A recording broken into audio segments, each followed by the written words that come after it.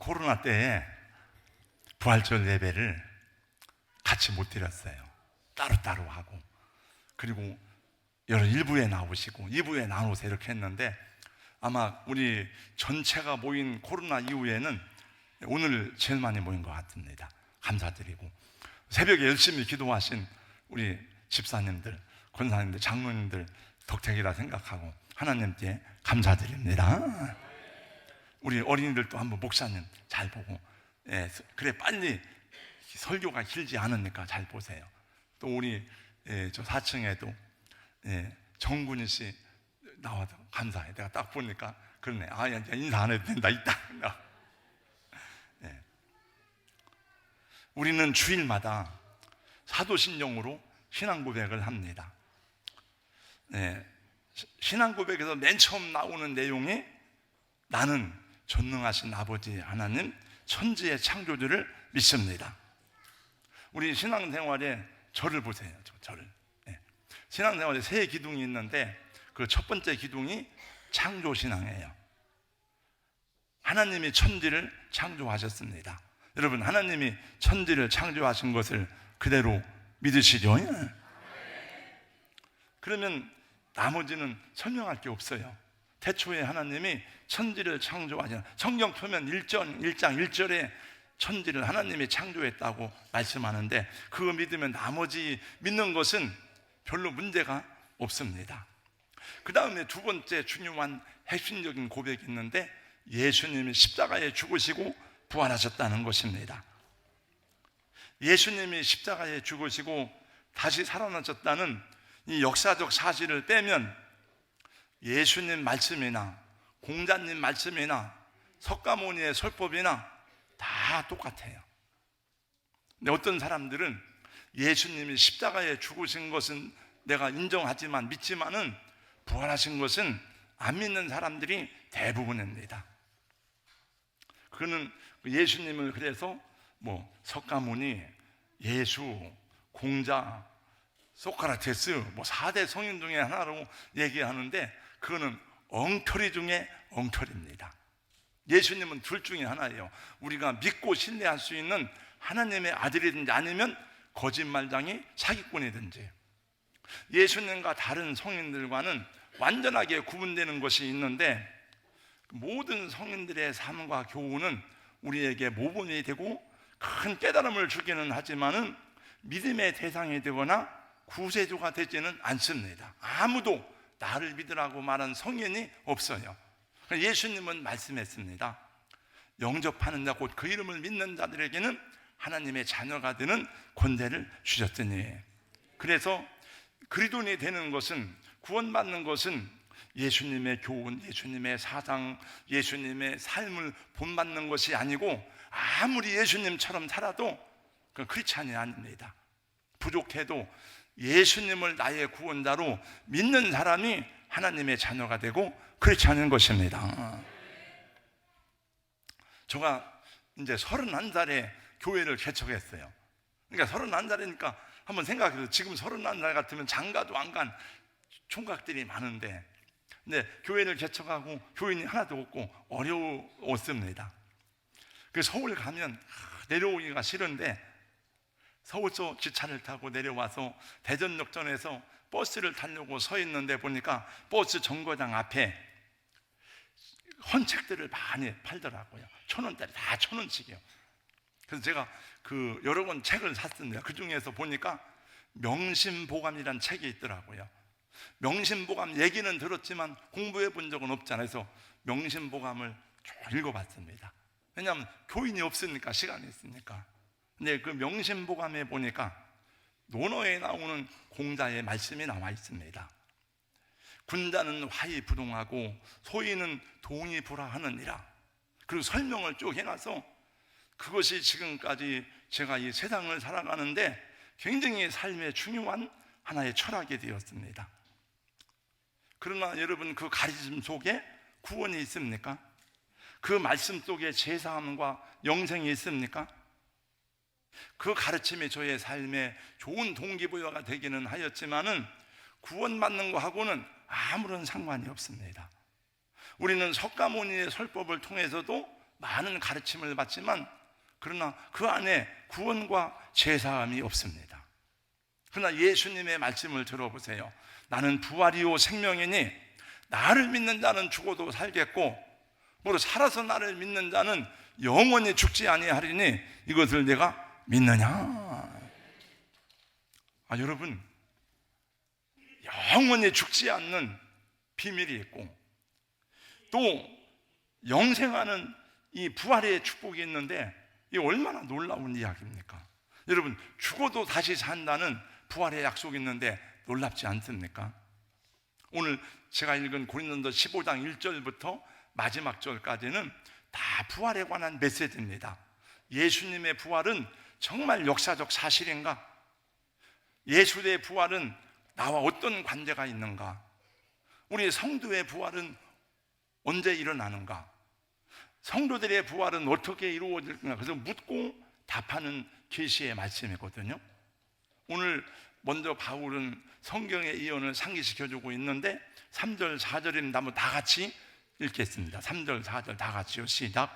내가 받은 것을 먼저 너희에게 전하였노니 이는 성경대로 그리스도께서 우리 죄를 위하여 죽으시고 장사 지낸 바 되셨다가 성경대로 사흘 만에 다시 살아나사 내가 받은 것을 너희에게 전하노니 이 십자가와 부활의 복음은 연구하고 배우고 깨달아서 터득한 것이 아니라는 거죠. 보고 들은 것을 얘기하는 거라는 거죠. 이 세상 속에서 역사의 사실을 얘기한다는 거죠. 저희 어머니 아버지가 돌아가셨지만 제가 이 강단에서 저희 어머니 얘기를 할 때, 아버지 이야기를 할 때에 여러분 어떻게 그렇게 사실적으로 얘기합니까? 제가 우리 어머니와 같이 살았기 때문에 아는 거죠.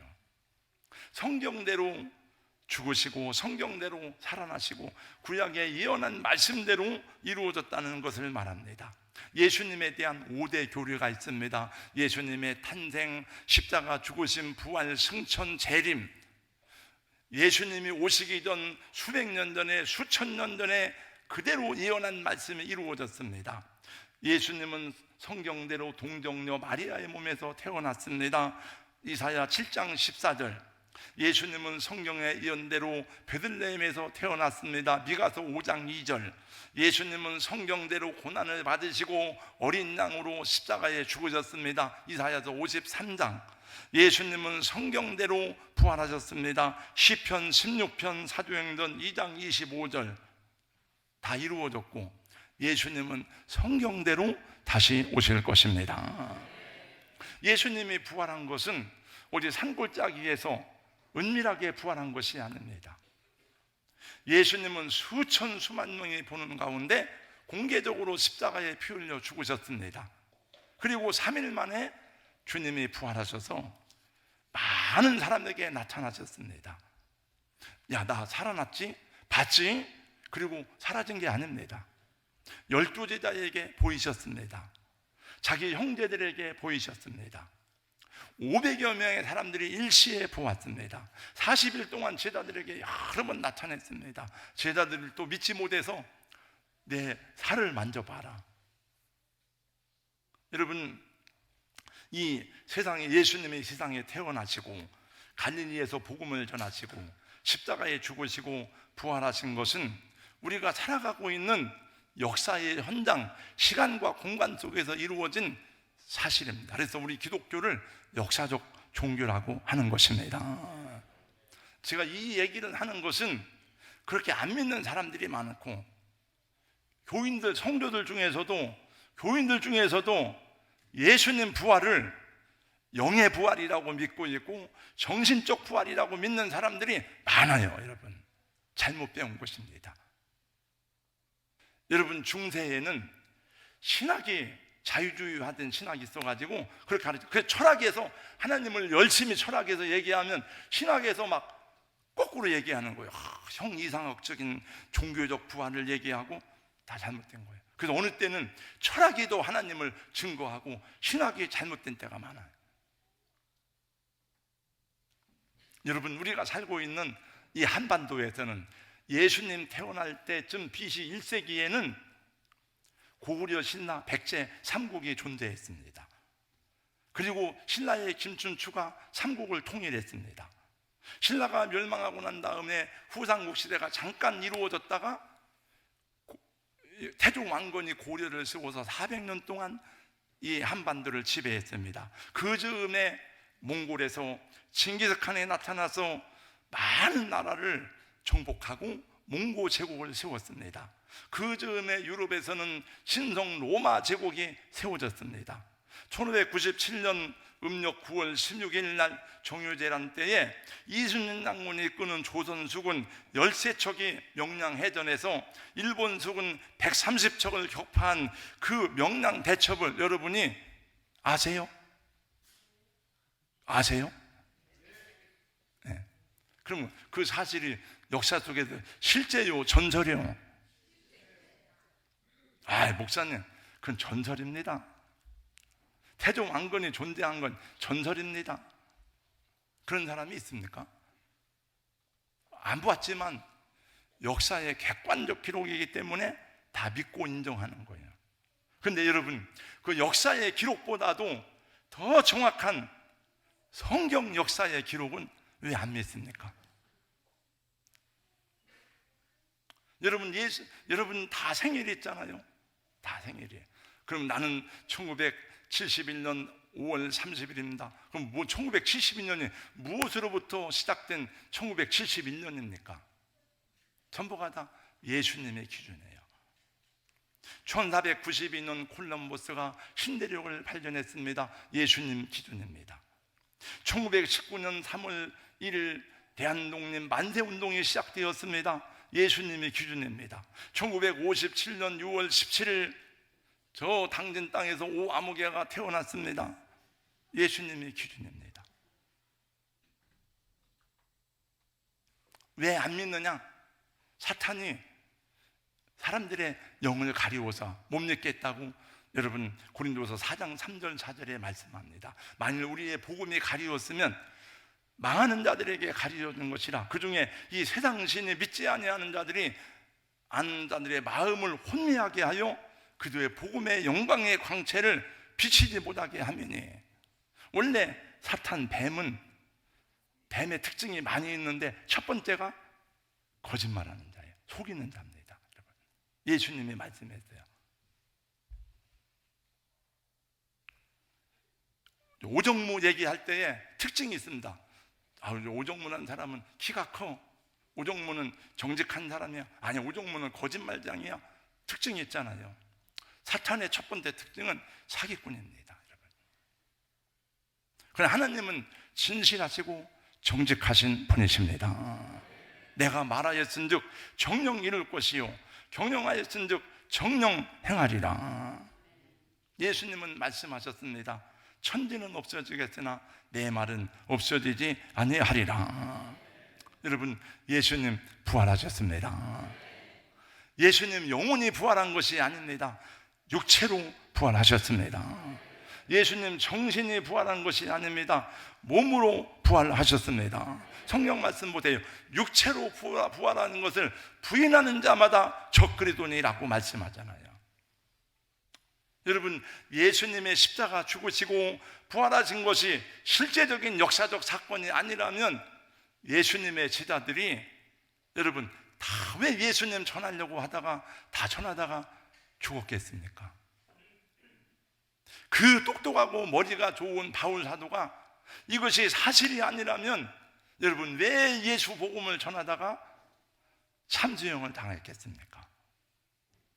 지금 이 시간에도 우리는 마음껏 예배를 드리지만 북한의 지하교회에서 어디에선가는 숨을 죽이면서 목숨 걸고 예배를 드리는 지하교회 성도들이 있는 것을 아십니까? 그분들이 왜 그렇게 목숨 걸고 예배를 드리겠습니까? 그러나 이 모든 역사적 사실보다도 사람들의 증거보다도 하나님의 증거는 확실하니 요한일서 5장 9절에 말씀합니다. 만일 우리가 사람들의 증거를 받을진대 하나님의 증거는 더욱 크도다. 이 부활의 소식이 여러분 삶의 능력이 되시기를 주님의 이름으로 축복합니다. 세상의 불의와 미움, 어둠의 권세를 이기시고 부활하신 주님이 여러분의 주님이라면 여러분 다 맡기세요. 뭘 걱정하십니까? 요 애기들은 걱정 안 해. 별로. 애기들은 왜? 엄마, 아빠 막 땡깡 놓으면 해주니까. 저도 우리 아들에게 다 컸지만, 야 뭘 걱정해? 너 아빠 있는데, 아빠 엄마 있는데 뭘 걱정해? 걱정 마렴.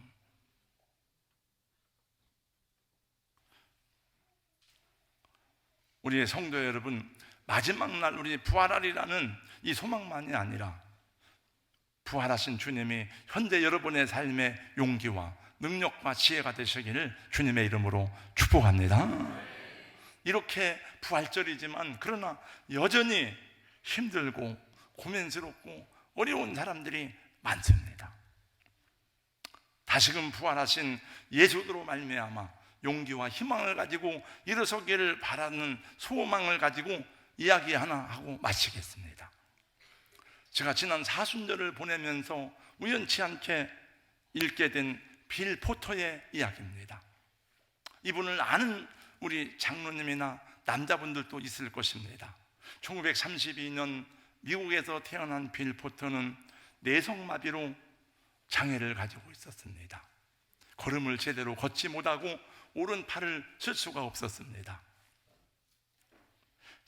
장애가 있는 그는 취업을 하고 싶어도 그를 써주는 회사가 없었습니다. 세일즈맨을 모집하는 왓킨스라는 회사에 문을 두드렸습니다. 그러나 그 회사에서도 이 빌 포터를 쓰지 않았습니다. 실망감에 회사를 나온 포터는 집에 가서 어머니를 보는 순간에 다시 용기를 내서 회사로 찾아갔습니다. 그리고 이렇게 말했습니다. 저를 한번 채용해 주세요. 아무도 가려고 하지 않는 곳에 나를 보내주세요. 저를 가장 어려운 지역으로 보내주세요. 할 수 없이 이 사람을 쓰기는 썼지만 아무도 기대하지 않고 정말 포틀랜드에서 가장 장사가 안 되는 빈민가들이 모인 지역을 이 사람 담당 구역으로 주었습니다. 사람들은 장애가 있는 포토에게 아무것도 살려고 하지 않고 오히려 그를 동정하고 불쌍히 여겼습니다.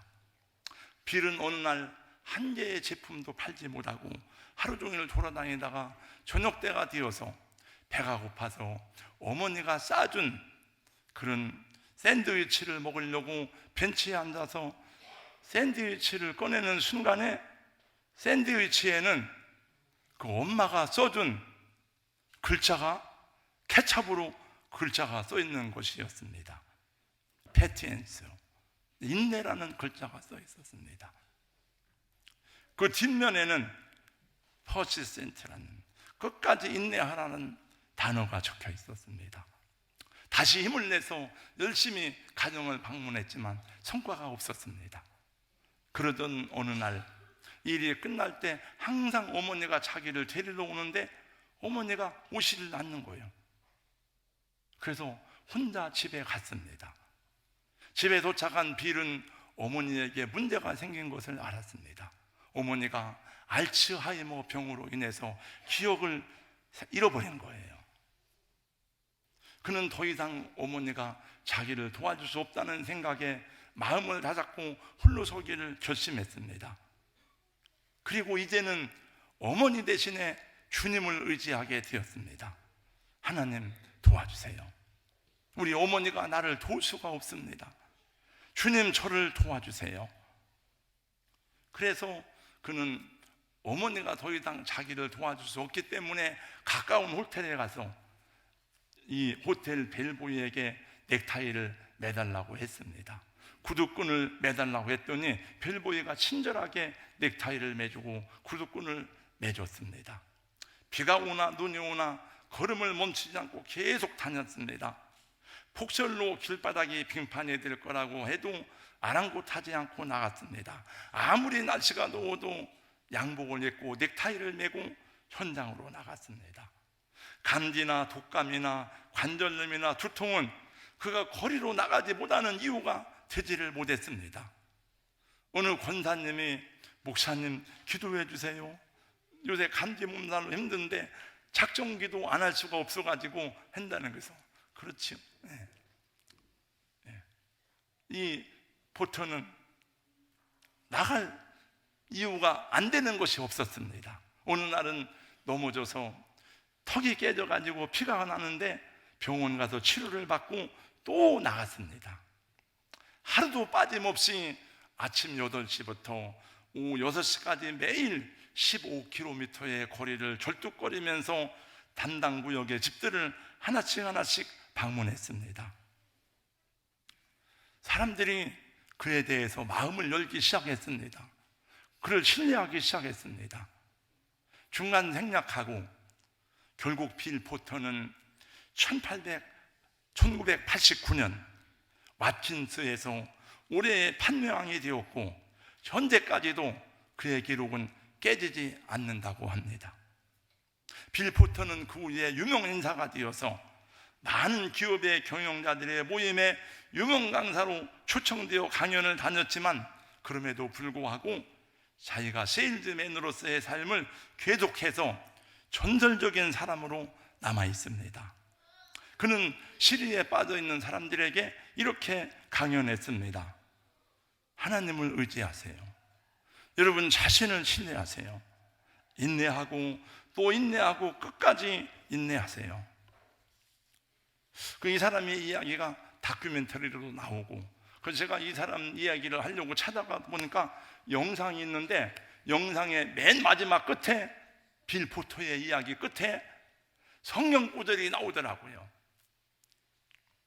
보라, 인내하는 자를 우리가 복되다 하나니 너희가 욥의 인내를 들었고 주께서 주신 결말을 보았거니와 주는 가장 자비하시고 긍휼히 여기시는 자신이라. 부활하신 예수 그리스도는 지금도 살아계셔서 그 사랑하는 자녀들과 함께 하십니다. 여러분 봉사하고 섬기는 그 속에도 주님이 함께 하십니다. 우리가 찬양하고 예배하는 이 시간만이 아니고 여러분이 성공했을 때나 실패했을 때나 주님은 언제나 동일하십니다. 우리가 죽음 앞에 이르러 이별을 구하는 그 시간에도 예수님은 거기 계십니다. 그래서 우리는 우리의 생명을 우리 아버지와 어머니 부모님의 생명을 하나님께 맡길 수가 있는 거예요. 우리 자녀들의 후견인이 되어서 끝까지 그들을 돌볼 수 없기 때문에 우리는 우리 자녀들의 귀한 생명과 인생을 하나님께 맡기고 기도하는 것입니다. 복음의 능력과 영광과 축복은 성공했을 때나 실패했을 때나 동일합니다. 우리가 건강하든지 병들었든지 동일하고 우리가 살아있을 때나 죽을 때에도 언제나 동일합니다.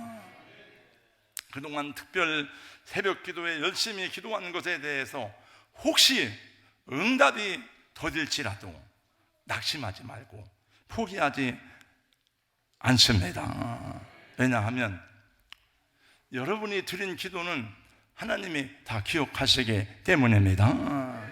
우리가 선을 행하되 낙심하지 말지니 포기하지 아니하면 때가 이름에 거두리라. 부활의 주님이 언제나 여러분에게 새 마음을 주시고 용기를 새롭게 하시고 복되게 하시기를 예수 이름으로 축원합니다. 여러분 가슴 속에 들어있는 예수님 때문에 여러분이 어디에 가든지 축복이 될 수 있기를 주님의 이름으로 축원합니다. 요셉이 보디발의 집에 가니까 보디발의 집이 복을 받았어요. 요셉이 감옥에 가니까 감옥이 환해졌어요.